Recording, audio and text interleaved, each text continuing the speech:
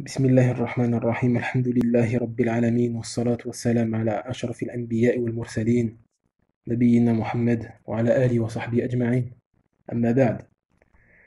Donc Inch'Allah, on va continuer l'introduction qu'on a commencé hier du livre intitulé Le résumé des vertus de la religion musulmane du grand savant Cheikh Saadi rahimahullah.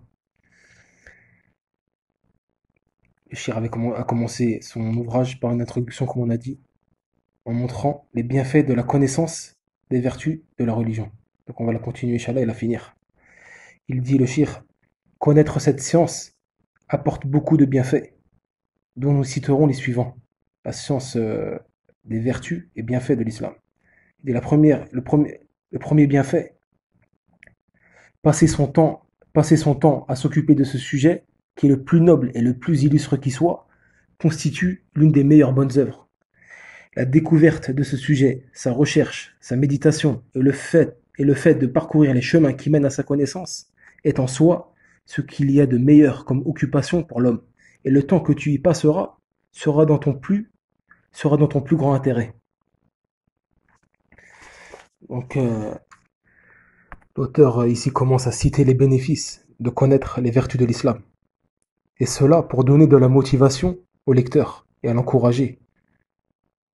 Pour lui donner de la motivation et l'encourager à connaître les vertus de l'islam. Donc il dit: passer son temps à s'occuper de ce sujet, qui est le plus noble et le plus illustre qui soit, constitue l'une des meilleures bonnes œuvres. Donc passer son temps dans ces choses-là est une adoration envers Allah et un rapprochement vers lui. Et certains salafs disaient: il n'y a pas une œuvre qui rapproche d'Allah comme l'étude de la science. Donc le fait que tu étudies cela, les vertus et bienfaits de l'islam, fait partie de tes œuvres pieuses qui te rapprocheront d'Allah Azza wa Jal. Et tu seras récompensé auprès d'Allah pour cela. Ça, c'est le premier bénéfice. Le deuxième, le cheikh dit: connaître les faveurs d'Allah et les évoquer est une consigne prescrite par Allah et par son messager, et constitue l'une des plus grandes bonnes œuvres. Il n'y a doute que cette étude est une reconnaissance, une citation, une méditation de sa plus grande faveur accordée aux hommes, qui est la religion islamique, qui est la seule religion qu'il agrée. Et évoquer tout cela sera donc une gratitude envers Allah et fera mériter plus encore de cette faveur. Donc parmi les bénéfices de connaître les vertus de l'islam et passer son temps à les connaître, permet de se rappeler et reconnaître les faveurs d'Allah. Permet de se rappeler et de reconnaître les faveurs d'Allah. Et la reconnaissance et le rappel de ces faveurs est une science en elle-même, science des faveurs qui s'appelle, et que beaucoup l'oublient. Et dans le Coran, il y a même une sourate qui est connue pour s'appeler la sourate des faveurs, la sourate des grâces, qui est la sourate les abeilles, pour ses nombreuses évocations des faveurs d'Allah envers ses serviteurs.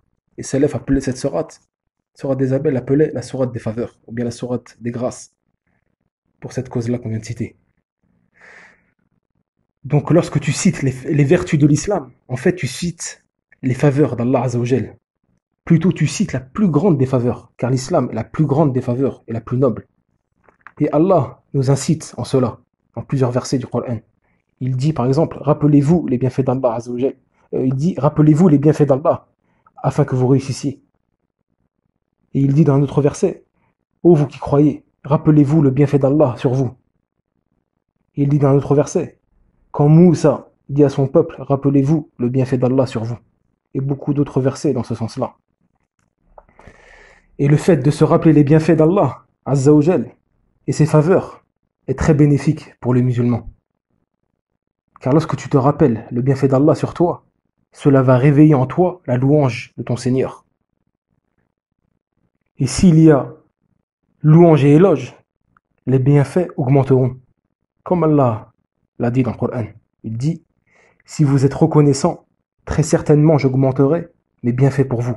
Mais si vous êtes ingrat, mon châtiment sera terrible. Donc parmi les bienfaits de connaître les vertus de l'islam, cela va nous pousser à nous rappeler les faveurs d'Allah Azza wa Jal sur nous, comme le cheikh vient de le citer. Donc parmi les autres bienfaits de connaître les vertus de l'islam, le cheikh dit: les gens diffèrent grandement dans le degré de leur foi et dans son accomplissement. Aussi, plus l'homme connaît cette religion, la vénère, s'en réjouit et en est heureux, plus sa foi s'accomplit et sa certitude se fortifie. Car cette religion en elle-même est une preuve qui confirme tous les fondements de la foi et tous ses principes. Donc parmi les bienfaits de connaître les vertus de l'islam, le cheikh a dit ici que cela va augmenter la foi du musulman. Et les gens diffèrent grandement dans le degré de leur foi, dans son augmentation, dans sa diminution, dans sa force, dans sa faiblesse. Donc lorsque le musulman s'occupe à connaître les vertus de cette religion, ces vertus-là vont lui augmenter sa foi quand il va connaître cela. Va lui augmenter sa foi, son accrochement à cette religion et son amour envers elle. Et cela fait partie des plus grands bénéfices de connaître les vertus de l'islam. Donc le cheikh continue encore à citer les bienfaits de connaître ce sujet-là. Il dit: la meilleure manière d'appeler à cette religion est d'en montrer les vertus, car quiconque doté de raison et de nature saine ne saurait que l'accepter et l'adopter. Et si certains hommes se consacraient à l'appel à cette religion en expliquant sa réalité et en montrant aux gens ses intérêts, cela serait pleinement suffisant pour attirer les hommes vers elle, en raison de ce que ces derniers vont découvrir comme concordance avec les intérêts spirituels et matériels, ainsi qu'avec la réforme du cœur et du corps. Ils n'auront même pas besoin de repousser les ambiguïtés des opposants, ni de refuter leurs croyances.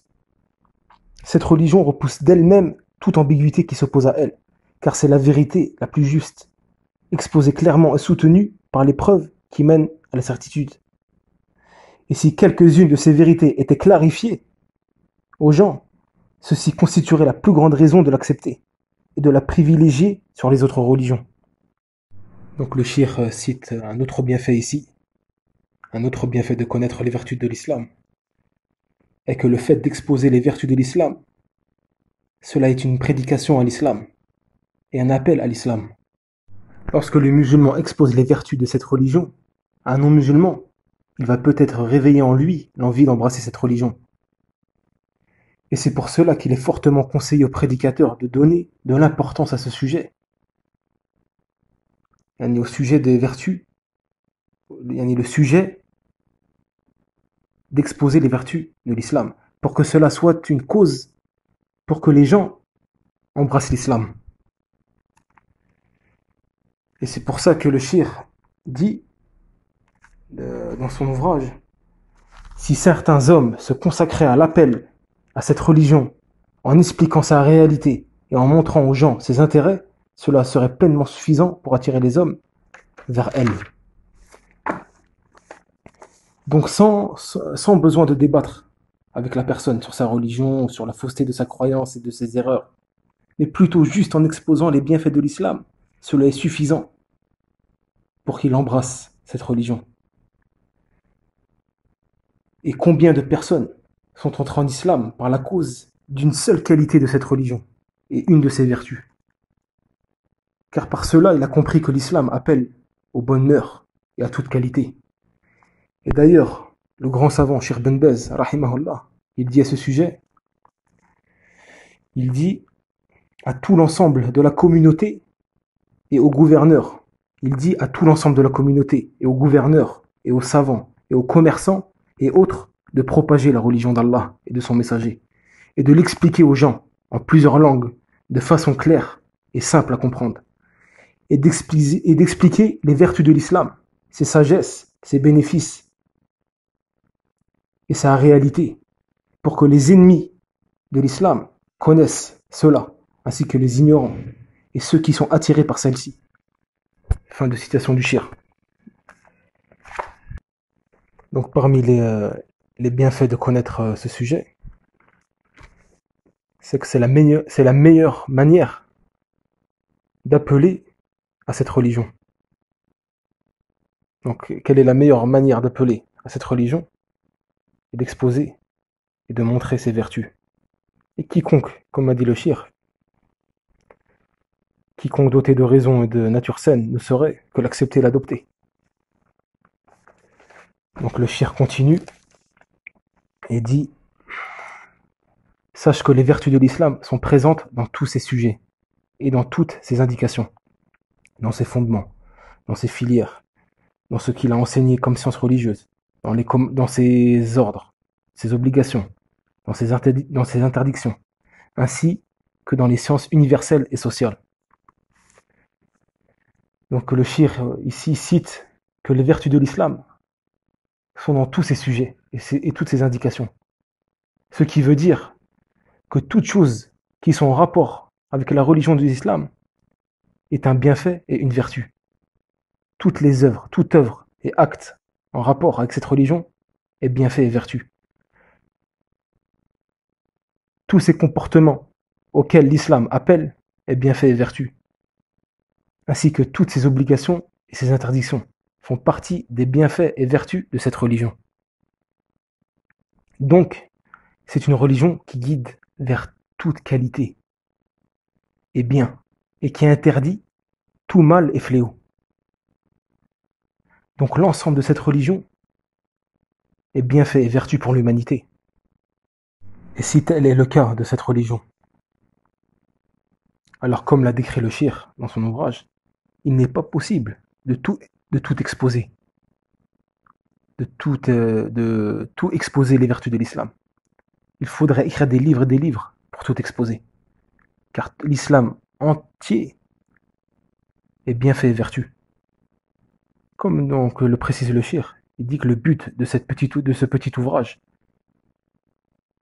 est de citer quelques exemples généraux globaux qui permettront d'accéder à d'autres et qui ouvriront le chemin à celui qui veut les découvrir.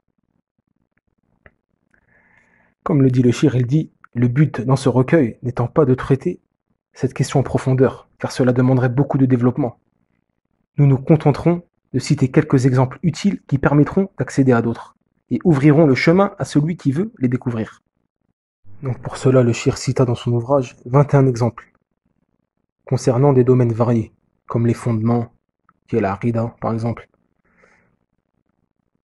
ou autres, comme le sujet des adorations, le sujet de la jurisprudence, le domaine des transactions et autres domaines. Donc il cite 21 exemples concernant ces domaines-là variés pour montrer les vertus de l'islam. Et le shir, rahimahullah, par cela a vraiment bien résumé le sujet.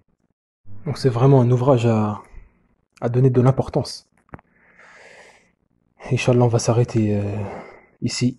Et prochain cours, bi'idhnillah, on va commencer à entamer les exemples que le shir a donnés pour exposer justement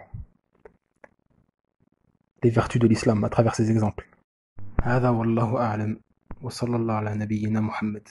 هذا والله أعلم وصلى الله على نبينا محمد. Qu'Allah vous récompense et vous accorde la réussite dans cette vie d'ici-bas et dans l'au-delà.